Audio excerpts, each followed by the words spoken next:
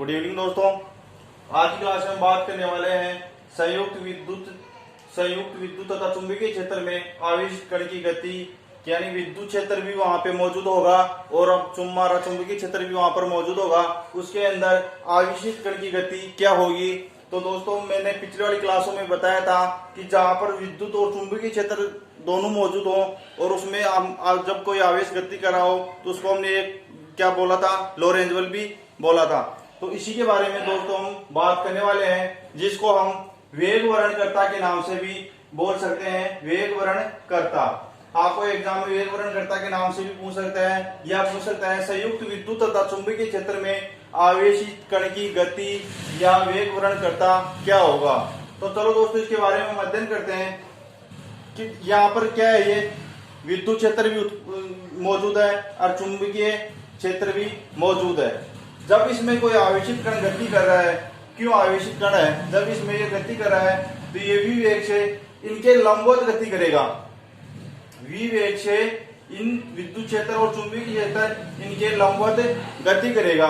और ध्यान रखना ये विद्युत क्षेत्र और चुंबकीय क्षेत्र भी एक दूसरे क्या होंगे दोस्तों, लंबवत होंगे। तो और जो आवेशित कण गति करेगा ये भी क्या करेगा, एक दूसरे के लंबवत गति करेगा, यानी कि 90 डिग्री का कोण बनेगा।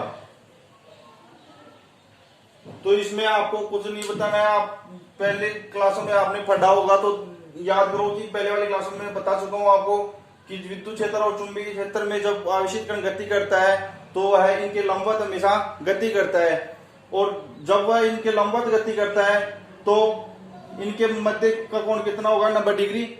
और जब वो लंबित गति करेगा तो उनका मान क्या आएगा, वही हम निकालने जा रहे हैं। तो इसमें सबसे पहले ये डायग्राम बना लो दोस्तों आप।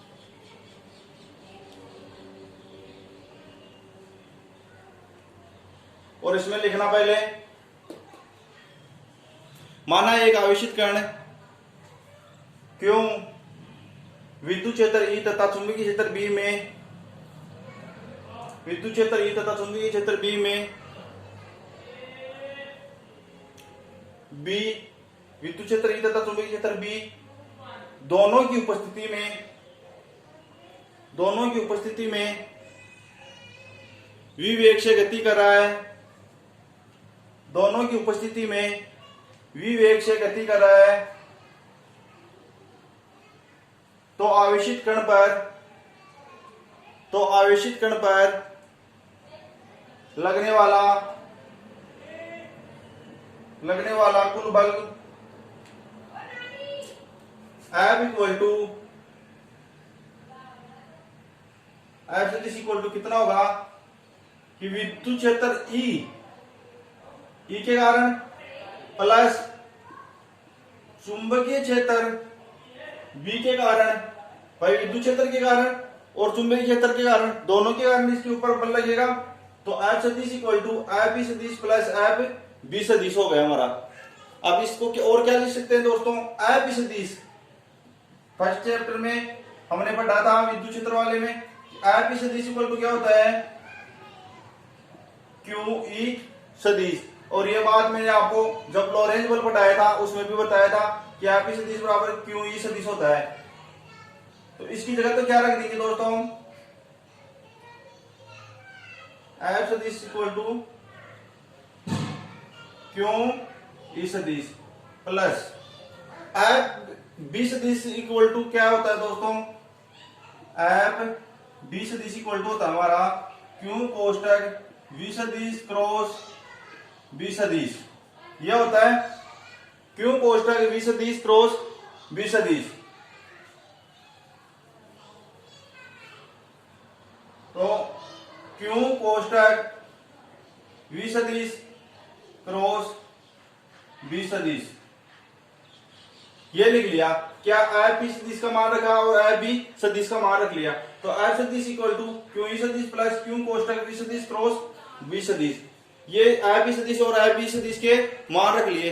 अब नीचे लिखना दोस्तों, विद्युत क्षेत्र B सदिश E सदिश विद्युत क्षेत्र E सदिश तथा चुंबकीय क्षेत्र B सदिश परस्पर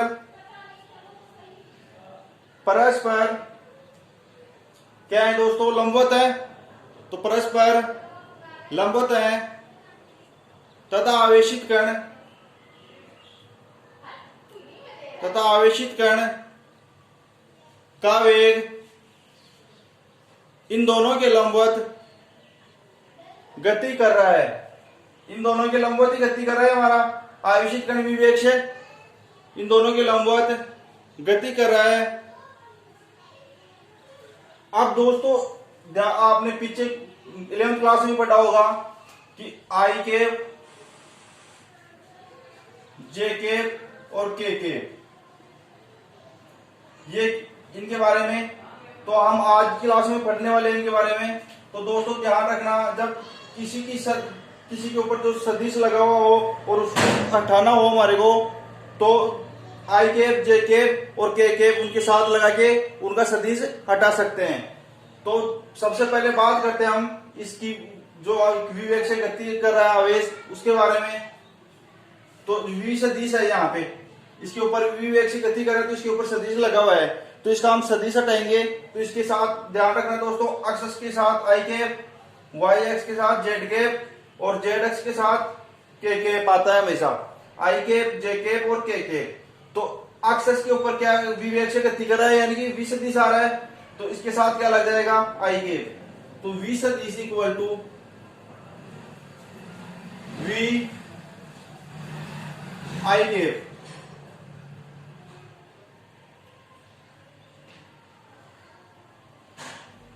और y इसके ऊपर क्या आ रहा है, ई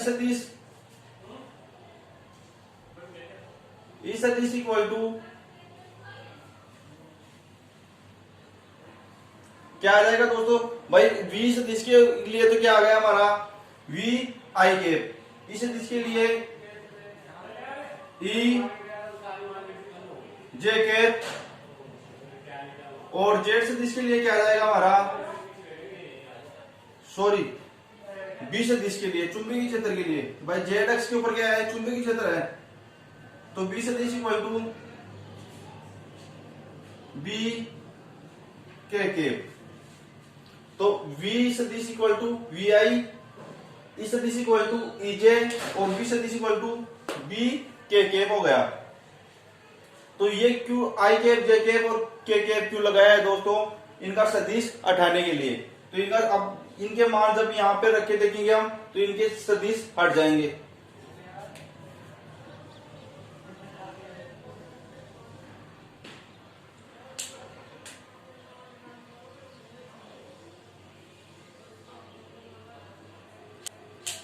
तो यहां पे लिखते हैं दोस्तों,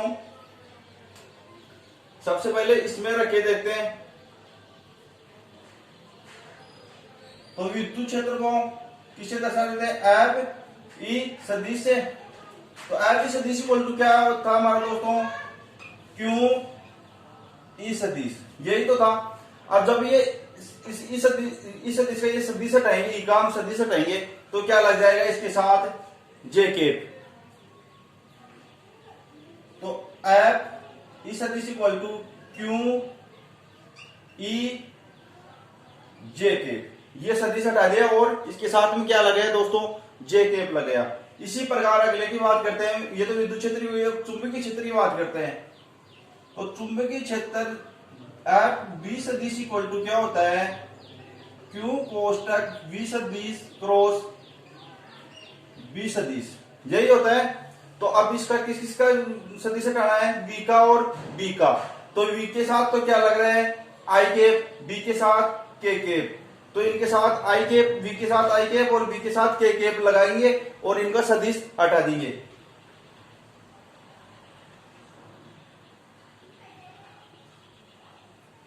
एफ बी सदिश इक्वल टू क्यू कोष्टक V I cap cross B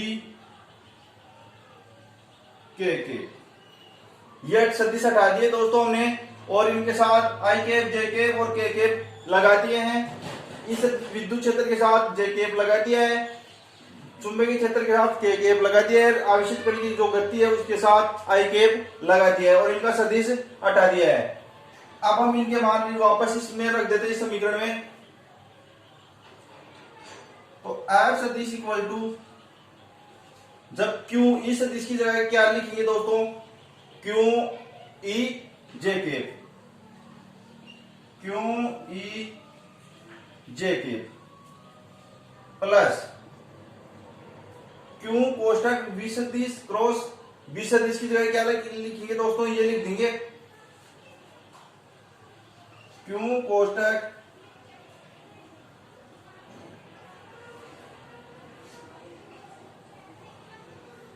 we I cap cross B K cap, ये लिख दिया हमने।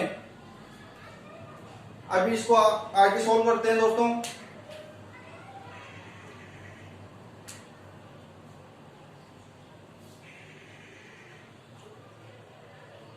ध्यान रखना दोस्तों, अब ये क्या है, अंदर गुणा हो रहा है, क्रॉस हो रहा है, तो जब आई कैप और जे कैप यानी कि V cross B, V B हो जाएगा हमारा। लेकिन अब बात आती है आई की और के कैप की, आई कैप की और के कैप की, ये दोनों गुणा होंगे तो इसका मान क्या आएगा। तो दोस्तों पिछली वाली क्लासों में आपने पढ़ा होगा कि जब दो को गुणा करते हैं तो तीसरा आता है, तो तीसरे इसका क्या आ जाएगा, minus J cap, I cap into के कैप को गुणा किया तो माइनस क्या आ गया, जे कैप, यानी कि आई कैप और इसको गुणा ना बोले क्रॉस बोल सकते हो आप, आई कैप क्रॉस के कैप, इनको जब इनका क्रॉस किया तो क्या आ गया, माइनस जे कैप आ गया। तो ये इसकी इनकी जगह क्या रख देंगे, आई कैप और जे कैप की जगह पर क्या रख देंगे, minus J cap, I cap और के कैप की जगह पर। तो Q E J cap plus Q कोष्टक वी बी, इसको तो कोष्टक में अलग रख लो, और ये क्या आ जाएगा, इन दोनों को गुणा किया तो माइनस जे कैप, ये आ गया।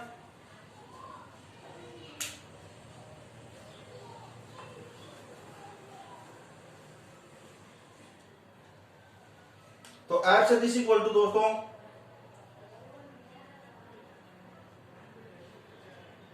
एफ सदिश इक्वल टू,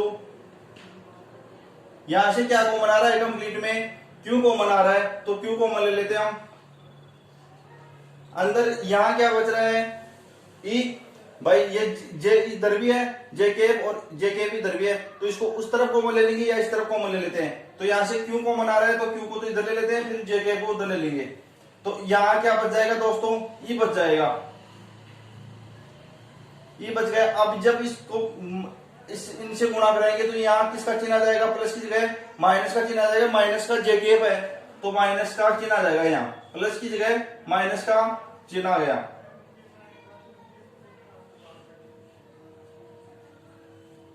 अब अंदर क्या बचा दोस्तों, क्यू तो कॉमन ले लिया हमने, अंदर क्या बचा, वी भी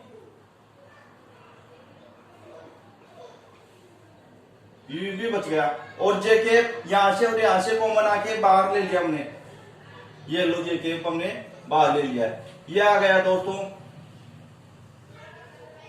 संयुक्त विद्युत क्षेत्र और चुंबकीय क्षेत्र में आवेश कण की गति का मान क्या आया, इक्वल टू क्यू कोष्टक ई माइनस वी बी कोष्टक जे केप। इसका स्क्रीनशॉट ले लो दोस्तों। अब नीचे लिखना विद्युत बल तथा चुंबकीय बल, विद्युत बल तथा चुंबकीय बल एक दूसरे के विपरीत दिशा में है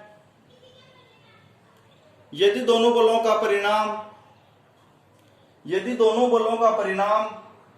एक दूसरे की विपरीत दिशा में है, यदि दोनों बलों का परिणाम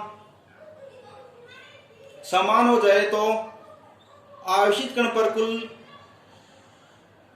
बल शून्य होगा, आवेशित कण पर कुल बल शून्य हो जाएगा यानी कि 0 हो जाएगा, और आवेशित कण बिना विक्षेपित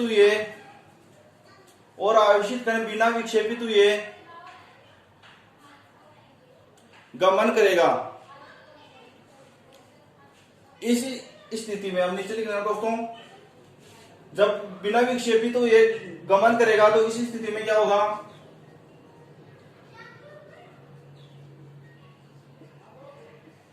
स्थिति में Q equal to Q V B. तो क्यू से तो ये क्यू कैंसिल हो जाएगा, तो यहां से बिना विक्षेपित तो ये गमन करेगा जब, तो v का मान क्या आएगा हमारा, v इक्वल टू आ जाएगा E बटे वे b। ये आएगा, क्यू से क्यू गया, यहां से v का मान आ गया E बटे वे b। अब नीचे लिखेगा दोस्तों, इसके नीचे आता है विद्युत तथा चुंबकीय क्षेत्र,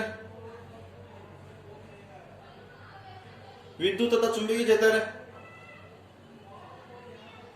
वेग वर्णकर्ता के रूप में, वेग वर्णकर्ता के रूप में, विद्युत क्षेत्र तथा चुंबकीय क्षेत्र वेग वर्णकर्ता के रूप में कार्य करता है, कि विद्युत क्षेत्र तथा चुंबकीय क्षेत्र वेग वर्णकर्ता के रूप में कार्य करेगा। तो यह हो गया दोस्तों हमारा संयुक्त विद्युत तथा चुंबकीय क्षेत्र में जब कोई कण आवेशित कण गति कर रहा है तो या वेग वर्णकर्ता का मान क्या होगा, तो ये वेग वर्णकर्ता का मान आ गया दोस्तों हमारा एफ सदिश इक्वल टू क्यू कोष्टक ई माइनस वी बी कोष्टक बंद और जे के। और दोस्तों एक बार फिर से रिपीट कर रहा हूं कि आई केप जे केप और के केप क्यों लगाए हैं हमने, इनके सदिश को हटाने के लिए आई केप जे केप और के केप लगाए हैं, जिससे इनके सदिश हट गए और इनके साथ आई केप जे केप और के केप लग गए हैं। जब इनके मान वापस सदिश हटा के इस समीकरण को फर्स्ट आई थी हमारे उसमें रखते हैं तो ये हमारा समीकरण प्राप्त होता है। और ध्यान रखना आई केप इंटू के केप इक्वल टू क्या आता है, माइनस जे केप। इसी प्रकार हम जैसे मान लो हमारे को जे केप क्रॉस के केप दे दिया तो उसका मान आई केप में आएगा, और आई केप क्रॉस जे केप दे दिया उसका मान के केप में आएगा। इसी प्रकार से इनके मान आते हैं, तो आई केप क्रॉस के केप का मान क्या है हमारा, माइनस जे केप। तो ये हो गया दोस्तों हमारी आज की क्लास में संयुक्त विद्युत तथा चुंबकीय क्षेत्र में आवेश कण की गति। और दोस्तों यदि आपने अभी तक चैनल को सब्सक्राइब नहीं किया है तो सब्सक्राइब करें, लाइक करें और दोस्तों को शेयर करें। जय हिंद।